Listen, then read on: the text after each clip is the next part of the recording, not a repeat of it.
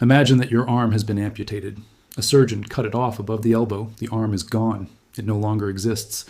But a few days after the operation, you wake up in the middle of the night from wild pain. Your fingers are cramped by a spasm, fingers that no longer exist. You try to unclench your fist, but you cannot, because there is no fist. You look down and see the stump, bandaged and healing. But your brain is screaming, your arm is there, it hurts, it is clenched, unclench it. This is not a hallucination. This is not madness. This is a phantom limb. And it happens to 80 to 90% of people who lose an arm or a leg. The first written mention of this phenomenon dates back to the 16th century.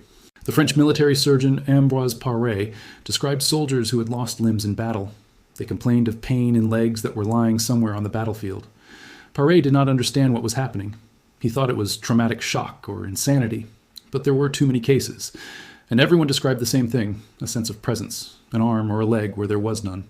More than that, they could feel its position, its temperature, even its movement. Some patients said, my arm is bent at the elbow. Others, my leg is stretched out. Others, my little finger itches. A little finger burned in the fire of a tank or buried in hospital waste. For a long time, medicine did not know what to do with this. Doctors said, be patient, it will pass. But it did not pass. For years, for decades. People lived with the phantom inside themselves. The strangest part began when patients described details, not just the arm is there, but specific sensations. One man said, my phantom hand is wearing a wedding ring. I feel it. It presses on my finger. The real ring had been removed before the amputation, but the brain remembered it. A woman who lost her leg said, I feel a shoe on my foot. It pinches near the big toe. The shoe was still in the closet. The leg was gone, but the discomfort was real. A soldier who lost his arm in an explosion said, my hand is clenched into a fist. It was clenched at the moment of the explosion. And for 5 years now, I have not been able to unclench it. This is not a metaphor. It is real pain, real tension. Muscles that do not exist get tired.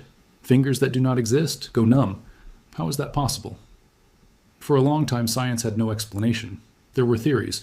One was that the nerves at the stump were irritated and sent false signals. Doctors cut the nerves. It did not help. The pain returned. Another theory said it was a psychological problem, that the person could not accept the loss. Psychotherapy did not help. A third theory blamed the spinal cord, saying signals remained there. Surgeries on the spine did not help. The phantom remained, invulnerable, invisible, but real. The breakthrough came in the 1990s, when the neurobiologist V.S. Ramachandran began studying the brains of patients with phantom limbs. He used new technologies such as magnetic resonance imaging and brain mapping, and discovered something astonishing. In the brain, there is an area called the somatosensory cortex. It is a map of your body. Every body part, arm, leg, face, tongue, has its own area on this map. When you touch your hand, a specific area of the brain becomes active. Ramachandran scanned the brains of people who had lost an arm. Logically, one would expect the area responsible for the arm to shut down, but it did not. It remained active. More than that, it began to capture neighboring territories. Here is what happens. On the brain map, the area of the hand is located next to the area of the face. When the hand is gone, the brain does not erase it from the map. It continues to wait for signals, and there are no signals. Then neighboring areas, the face, the shoulder, begin to invade the hand territory. The result is that when a person touches their face, the brain thinks the hand is being touched. Ramachandran tested this on his patients. He took a cotton swab and touched the cheek of a man who had lost an arm. The man said, "You are touching my cheek." Ramachandran asked, "Anything else?" The man froze. "I feel you are touching my phantom hand, the thumb." Ramachandran moved the swab across different parts of the face. Each touch produced a double sensation, the cheek and a specific finger of the phantom hand. He made a map. Chin meant index finger, cheekbone meant little finger, lip meant palm. The brain had rewritten the body map. But this explained only one side of the problem. Why the phantom exists. It did not explain the main thing, why it hurts. Phantom limb pain is a separate hell. There are several types. The first type is phantom clenching pain. Patients describe it like this. The hand is clenched into a fist, fingernails dig into the palm, or you try to unclench the fist, but you cannot, because there is no hand. But the brain sends the command clench and never receives the response unclenched. Muscles are tense, but they do not exist. It is like a cramp that cannot be relieved. The second type is burning pain, the sensation that the missing limb is being burned with fire or poured over with acid. Some say it is worse than the amputation itself. The third type is cutting pain, as if a blade is being drawn across a non-existent arm again and again. Why does the brain do this? One theory points to a conflict of signals. The brain sends the command, Move the arm. But there is no feedback. The arm does not move. The brain panics. Something is wrong. The arm is stuck. Danger signal. And pain is switched on. An evolutionary mechanism for protection. But there's nothing left to protect. It is a loop. The brain sends a signal, receives no response, interprets this as injury, turns on pain, and goes around again and again. Ramachandran understood. If the problem is in the brain, then it is possible to trick the brain. And he invented one of the simplest and most brilliant solutions in the history of medicine. Mirror therapy. Here is how it works. You take a cardboard box, cut out one side, and place a mirror inside. The patient puts the healthy arm on one side and the stump on the other. He looks into the mirror, and he sees 2 arms. The reflection of the healthy arm is superimposed onto the place of the phantom one. Now, Ramachandran asks, move both arms. The patient moves the healthy arm. He sees in the mirror how both move, and the brain receives what it was waiting for, visual confirmation of movement. The first patient, Philip, had suffered for 10 years. His phantom arm was clenched into a painful fist. After the first session with the mirror, 10 minutes, he exclaimed, "Doctor, the arm unclenched. The pain is gone." But there is a nuance. After some time, the pain returned. The brain clenched the phantom again. Ramachandran prescribed exercises, 10 minutes of the mirror every day. After 3 weeks, Philip said, "My phantom arm has disappeared." Not only did the pain go away, the phantom itself disappeared. This was strange. The arm had been there. It had been felt for years. And then it simply dissolved. The brain let it go. Mirror therapy does not work for everyone. In some patients, the phantom is too stuck. The pain is so deeply integrated into the neural network that it is impossible to deceive it with a mirror. But Ramachandran's method proved the main thing. The brain is plastic. It can be retrained. Today, more advanced technologies are used. Virtual reality. The patient puts on a virtual reality headset and sees his arm on the screen. Intact, healthy. He controls it through sensors on the stump, or even by the power of thought, through electrodes that read the intention to move muscles. You see how your non-existent arm rises, clenches, waves. The brain believes it, and the pain retreats. But here is what is even more interesting. Some people learn to use the phantom. There are cases when patients with amputated arms said, "I feel how my phantom arm helps me maintain balance." Or, "When I carry a bag with my healthy arm, I intuitively balance with the phantom one." One man said, "I can scratch my healthy arm with my phantom one. I feel both sides of this touch." How is this possible? The brain created a full illusion of interaction. Another case, a person with an amputated leg said that in his dreams he walks on 2 legs. The phantom works, but when he wakes up, the phantom remains, but motionless. The brain distinguishes between the state of sleep and wakefulness. Now about the dark side. Not all phantoms are neutral or controllable. There is a phenomenon called telescoping. This is when the phantom limb contracts. For example, an arm is amputated above the elbow. At first, the patient feels the entire arm, shoulder, elbow, forearm, hand. But over time, the forearm shortens. The hand moves closer to the stump. Then it literally enters the stump. The patient feels fingers sticking straight out of the shoulder. It sounds absurd, but this is a real phenomenon. The brain compresses the body map, saving neural resources. One war veteran described it like this: "My phantom leg shrank to the size of a child's foot. It dangles somewhere at the level of the knee of the stump. When I step on it, it causes wild pain." There's another oddity, the frozen phantom. Some patients feel the limb in the position it was in at the moment of injury. If the arm was amputated when it was extended forward, the phantom remains extended forever. A soldier whose arm was torn off while he was holding a rifle, the phantom froze in the aiming pose. He could not lower the arm. This interfered with sleeping, dressing, living.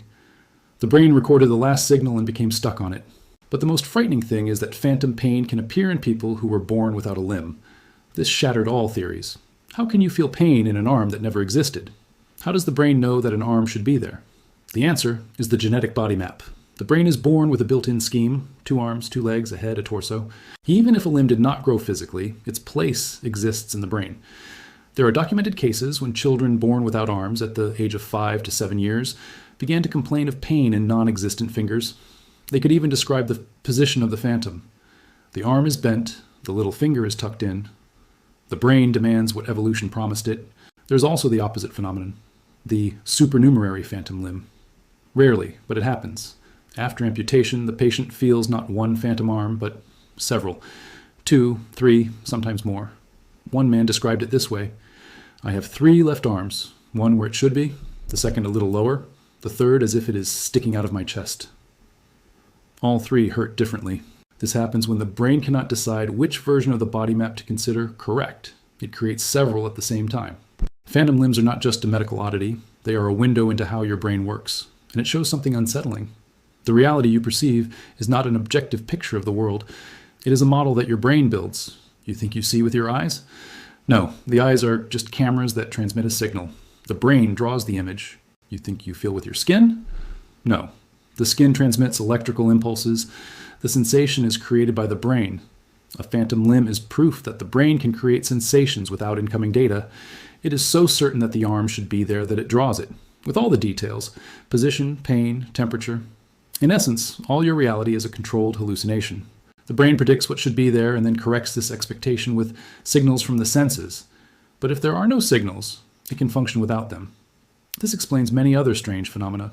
For example, why do people who take psychedelics see vivid hallucinations? Because the brain temporarily loses its connection to reality and begins to generate images from its own internal patterns. Or why are dreams so realistic? Because during sleep, the brain is disconnected from external signals and relies entirely on its internal model. Or why, during sensory deprivation, when a person is placed in a dark and silent room, hallucinations begin after a couple of hours. The brain cannot exist in emptiness. It fills the void itself. Phantom limbs are an extreme case of the same process. There is a theory that the brain works according to the principle of Bayesian inference. This means it builds a hypothesis about reality and then tests it against data. If the data confirm the hypothesis, everything is fine. If the data contradict it, the brain adjusts the model. But after an amputation, there is no data. The brain does not receive a signal saying that the arm is gone. It receives silence. And it interprets this as the arm is there, but it is not moving. Something is wrong. It refuses to accept absence. Because absence is not information, it is emptiness. And the brain hates emptiness. This raises a philosophical question. Where do you exist? Is your arm an arm, or is it the neural map of the arm in the brain? Patients with phantom limbs will say, an arm is what I feel. It does not matter whether it exists physically or not. If I feel pain in my fingers, then the fingers exist. For me. One philosopher asked a patient, if a phantom arm itches and you scratch the air, why does that not help? The patient replied, because air is not an arm, and I'm not scratching the air. I'm scratching the idea of an arm. The idea of an arm turns out to be stronger than the physical arm. There's a case that turns everything upside down. A woman suffered from phantom pain in an amputated leg. Nothing helped. Not the mirror, not virtual reality, not medication. The pain was unbearable for years. Then doctors proposed a radical method, hypnosis. Under hypnosis, she was told, your leg has disappeared. It no longer exists. There is no phantom. You do not feel it. The woman woke up. The pain was gone. But together with it, the phantom was gone as well. She no longer felt the leg at all, as if it had never existed. She described it as a strange, emptying sensation. I know that something should be there, but I do not feel it.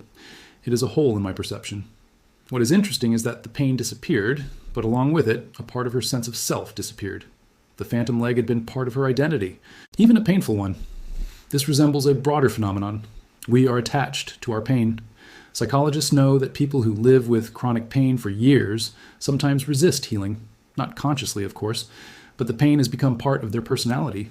To remove the pain means to become someone else. One patient said after successful treatment of phantom pain, I do not know who I am now. For 10 years I was a person with pain in my arm. Now I'm just a person without an arm. That is worse. The brain clings to the familiar, even if the familiar is suffering. Phantom limbs also show how flexible the brain is. There are experiments where people were given a third arm, a virtual one. They saw it in virtual reality and controlled it through sensors. And after some time, the brain began to perceive it as its own. When the virtual arm was cut with a knife, the participants flinched. When it was stroked, they felt a pleasant sensation. The brain incorporated it into the body map. The same principle works with tools. Drivers perceive the dimensions of a car as an extension of their body. Musicians feel an instrument as part of themselves. The brain can expand the boundaries of the self. And this means you are not your body. You are what the brain considers to be itself. The final twist. There is a phenomenon opposite to phantom limbs. People who feel their real limb as chujoi, as not theirs. This is called xenomelia, or body integrity identity disorder. Patients say, this leg is not mine. It is extra, a healthy, functional leg. But the brain does not recognize it. Some go so far as to ask doctors to amputate a healthy limb. Is it ethical to do so? Doctors refuse. But some patients damage the limb to such an extent, through frostbite or infection, that amputation becomes necessary. And after the amputation, they say, "Finally, I feel whole. No limb, no discomfort." And notably, no phantom appears, because the brain never expected it to be there. This is a mirror situation. In one case, the brain draws what is not there. In the other case, the brain denies what is there. So what are phantom limbs? They are a reminder that you do not control your brain the way you think you do. It lives by its own rules. It constructs the reality you perceive. And sometimes it creates things that contradict the physical world. A phantom limb is not an error. It is a side effect of how the brain tries to maintain integrity. It holds onto the body map because that map is you. To lose part of it means to lose part of yourself. The brain refuses to give up, even when the body has already given up. And in this, there is something both tragic and astonishing. We are so attached to ourselves, to the idea of ourselves, that even the loss of body parts does not force us to let go. The phantom is not a limb. It is memory. It is hope. It is a refusal to accept loss. It is the most human thing in our biology.